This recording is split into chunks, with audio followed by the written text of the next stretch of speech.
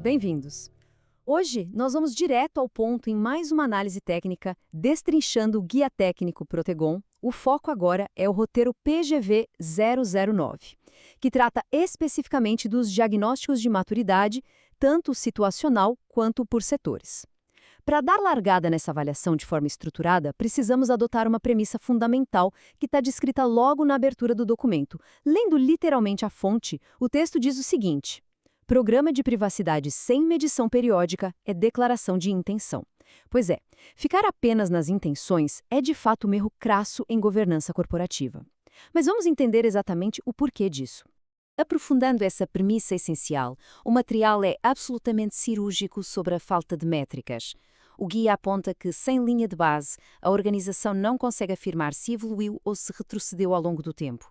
E o efeito prático disso no dia-a-dia corporativo? Bom, como consequência direta, a alta administração não tem elemento objetivo para decidir onde investir. A gestão passa a operar completamente no escuro, baseada puramente em intuição e não em factos consolidados. Em um ambiente de conformidade que exige provas contínuas, operar no achismo é um risco inaceitável. Para resolver de vez essa lacuna e trazer luz para a tomada de decisão, o guia estrutura a avaliação em duas frentes muito claras e complementares. Primeiro, o texto define que o diagnóstico situacional avalia o grau de maturidade da organização em proteção de dados pessoais, considerando o conjunto do programa. Essa é a nossa visão macro da coisa. Em contraponto, o diagnóstico por setores aplica a mesma lógica em cada área, revelando assimetrias internas que o resultado consolidado costuma ocultar. É nessa lupa, nesse mergulho setorial, que os verdadeiros gargalos operacionais e os riscos ocultos finalmente saltam aos olhos da gestão.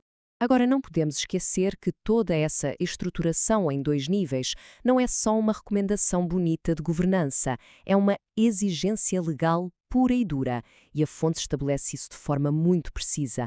O artigo 50, parágrafo 2º, inciso 1 da Lei Geral de Proteção de Dados, exige que o programa de governança seja constantemente atualizado com base em informações obtidas a partir de monitoramento contínuo e avaliações periódicas, ou seja, avaliar é elemento constitutivo do programa. Somado a isso, o artigo 6º, inciso 10, reforça o dever de demonstração. A lei exige a nossa capacidade de provar ativamente que esse monitoramento está de facto acontecendo.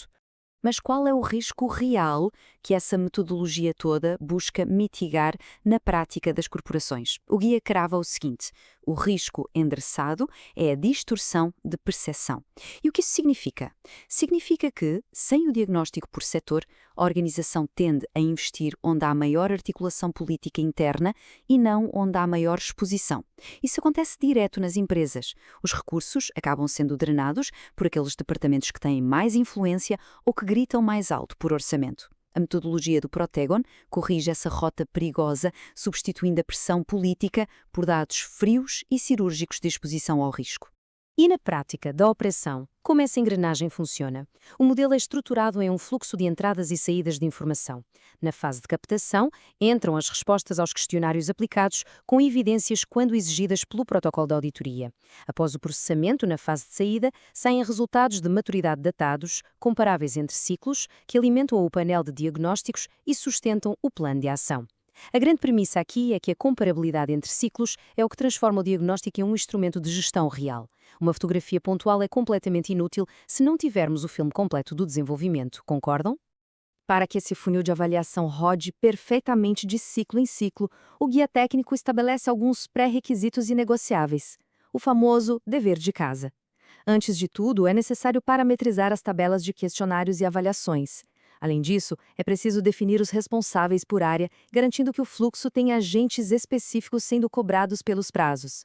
Por fim, o programa deve estabelecer a periodicidade de aplicação. Pular ou ignorar qualquer um desses 3 passos compromete a integridade do processo todo e inviabiliza a geração de resultados consistentes.